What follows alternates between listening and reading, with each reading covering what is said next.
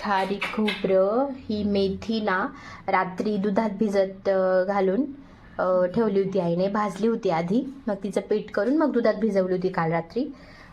बदामाची पावडर करून घेतली आहे, काजूची पावडर आहे, हा गूळ घेतला आहे, डिंक तळायचा आहे अजून तुपामध्ये, आणि हे उडदाच्या डाळीचं पीठ, व्हाईट कलरची उडदाची डाळ असते ना तिला भाजून घेतलं होतं, रोस्ट करून घेतलं आणि त्याचं पीठ बनवलं होतं रात्रीच आईने. आणि हे आहे खारीक खोबरं, तळून आणलं होतं बाहेरूनच, मिक्सर खराब होतं म्हणून मी रिस्क नाही घेत. सो आता आपण प्रोसेस सुरू करू. पहिले ना तूप टाकून घ्यायचं आणि तूप टाकून घेतलं आहे ना इथे. आता हे डिंक आपण तळून घेऊ. हा डिंक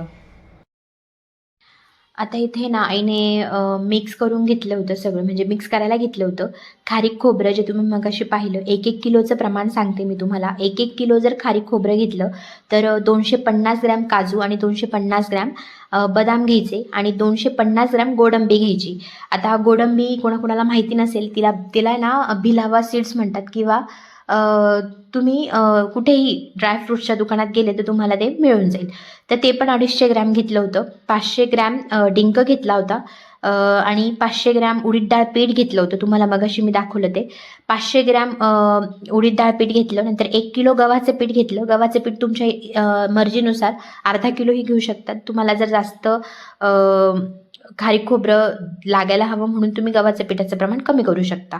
1 किलो गूळ घेतला आणि गूळ पण तुपामध्ये असा विरघळून घेतला होता. आणि मेथी टाकली होती थोडीशी, मगाशी तुम्ही मेथी पाहिली माझी. तर ती मेथी ना टेस्टनुसार घेऊ शकता, आम्हाला कमी लागते म्हणून आम्ही कमी टाकतो.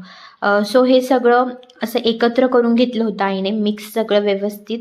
आणि त्याच्यामध्ये गुळाचा जो पाक बनवलेला होता तो मी त्याच्यामध्ये ॲड केला. ते पण खूप गरम असतं, सो थोडंसं व्यवस्थित हे करून मिक्स करायचं ते. आणि हे कसं आहे, लग्नाच्या आधी ना आम्ही पिठी साखरेचे लाडू खायचो, पण लग्नानंतर ना गुळाचे लाडू मी टेस्ट करून बघितले तर मला गुळाचे लाडू जास्त आवडायला लागले. आणि मेन म्हणजे थंडीच्या दिवसात ना गुळ उष्ण असतो, सो साखरेपेक्षा आपण गुळाचेच लाडू खावेत डिंकाचे. असे आम्ही एक एक करून मस्त लाडू वळून घेतले होते. आम्हाला भरपूर वेळ लागला होता. ॲक्च्युली हे माझं प्रेग्नेन्सीचं खारीक खोबरं होतं, खूप सारं होतं, म्हणून आई पण आणि मी पण दोघं मिळून सगळ्यांचेच लाडू बनवून घेतले. त्यांचे पण बनवले, ते देतात आम्हाला प्रत्येक वर्षी, पण ह्या वर्षी आम्ही इकडे बनवले होते. सो तुम्ही पण ट्राय करून बघा थंडीचे डिंकाचे लाडू, पौष्टिक लाडू. आणि सांगा मला कमेंट करून तुम्हाला कसे वाटले ते.